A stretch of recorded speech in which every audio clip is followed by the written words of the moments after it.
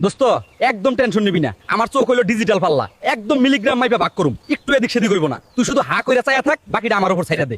গ্রামের পাশে তালগাছ ঘেরা এক শান্ত বাগানে থাকত দুই বন্ধু, বানর আর শিয়াল। বানর ছিল সহজ সরল, মুখে সবসময় হাসি লেগে থাকত, আর শিয়াল ছিল বুদ্ধিমান, তবে মনে একটু হিসাবী স্বভাব লুকিয়েছিল। একদিন ভয়ঙ্কর ঝড়ে গ্রামের সব ফল নষ্ট হয়ে গেল। গাছগুলো ফাঁকা, মাটিতে পড়ে থাকা ফল পচে গেছে। সারা দিন খুঁজেও তারা কিছু পেল না। পেটের ভেতর ক্ষুধা যেন আগুনের মতো জ্বলছিল। শেষ বিকেলে বানর মাঠের ধারে একটা শুকনো রুটি খুঁজে পেল। চোখে আনন্দ নিয়ে সে বলল, বন্ধু দেখ, আজ আমরা বেঁচে গেলাম, চল দুজনে ভাগ করে খাই।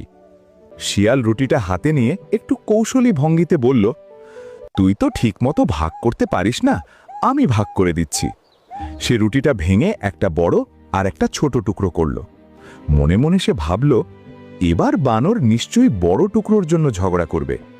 কিন্তু বানর হেসে বলল, বড়টা তুই নে, আমার ছোটটাও চলবে, বন্ধুর পেট ভরলেই আমার খুশি। এই কথায় শিয়াল স্তব্ধ হয়ে গেল। তার বুকের ভেতর যেন কিছু নরম হয়ে গেল। যে চালাকি দিয়ে সে বেশি পেতে চেয়েছিল, সেই মুহূর্তেই সে বুঝল বানরের হৃদয় তার চেয়ে বড়। চুপচাপ বড় টুকরোটা বানরের হাতে তুলে দিয়ে শিয়াল বলল, আজ তুই আমাকে শেখালিস বন্ধুত্বের লাভ লোকসানের হিসেব চলে না।